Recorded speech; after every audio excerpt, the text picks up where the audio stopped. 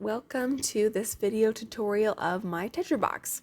I am tracing over paper that has been overlaid with a self-adhesive lamination, but I would actually recommend overlaying your pattern with plexiglass, and you'll see why a little later in the tutorial. But you're going to start by doing the outline of the rectangle and then the circles where your clasps are going to go for the hinges, and then third you're going to fill in all of the polygons and those inner outlines. All shapes that are made up of straight lines are actually called polygons, and regular polygons are shapes where each side is of equal length and each angle is the same as all the other angles. An example of that would be squares, equilateral triangles, pentagons, or hexagons. This box is made up of irregular polygons because the shapes have many different sized sides and there's a lot of different angles going on. The layout of this box, how you see it on the paper, is called a map. And a map is a two-dimensional representation of a three-dimensional object. When this box is all finished, it's going to be classified as a rectangular prism. These small circles on the side are the hinges for the lid of the box. Don't complete the circle so that you'll be able to clip them into the holes on the box and then on the lid. And I like to make them 2 or 3 layers thick. When you're finished outlining all the polygons, it's time to fill them in with the colors of your choice. I'm using a more random circular motion to fill them in. You could also span the shapes with straight lines, and it's just completely up to your preference. I am covering all the shapes that I want in one color before changing colors to the next one to help me be a little bit more efficient as well. When you're picking out your colors, you could consider using a color scheme. And a color scheme refers to the selection of certain colors that work really well together. Some color schemes include monochromatic, complementary, primary, secondary, or analogous. A monochromatic color scheme is when you choose one color only and then you use darker and lighter shades of that same color. A complementary color scheme is where you choose 2 colors that are opposite from each other on the color wheel, such as purple and yellow, blue and orange, red and green. It just makes a really striking finish when you use that type of color scheme. A primary color scheme is red, yellow, and blue.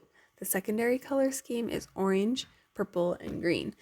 The analogous color scheme uses colors that are found next to each other on the color wheel, such as red, orange, and yellow. It's going to give you a really similar vibe as the monochromatic color scheme.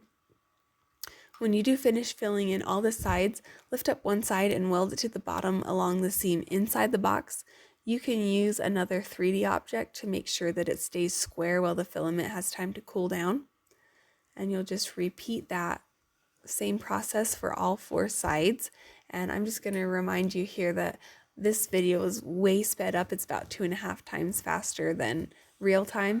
And so you're going to need to hold those edges in place for a while they cool down and set up. This is where I was talking about maybe using a plexiglass to overlay because my paper was a little bit warped and it made my edges not flat and square, and so you're seeing some of those mistakes now. And next time I make this, I'm definitely going to put more emphasis on trying to be more precise, but I didn't really feel the need to refilm making this because there's no harm in having everybody learn from the mistakes that I made. And so you see me here just waiting for those sides and that plastic to harden and set up before I pick it up and turn it over. And I'm just going to do one more trace of the edges on the outside of the box and just make them look really nice. And this is going to just mask any gaps that I had. It's going to add strength. And I just like that it adds a nice thicker outline.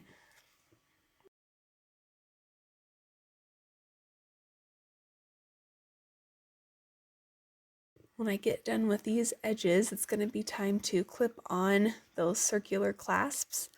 And I'm just putting them through the holes.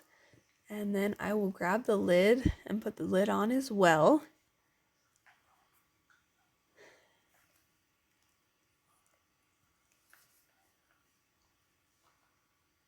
When I do get those put on, I'm going to grab my 3D pen and close off those little gaps in the circles so that the lid doesn't always fall off every time you try and open and close it.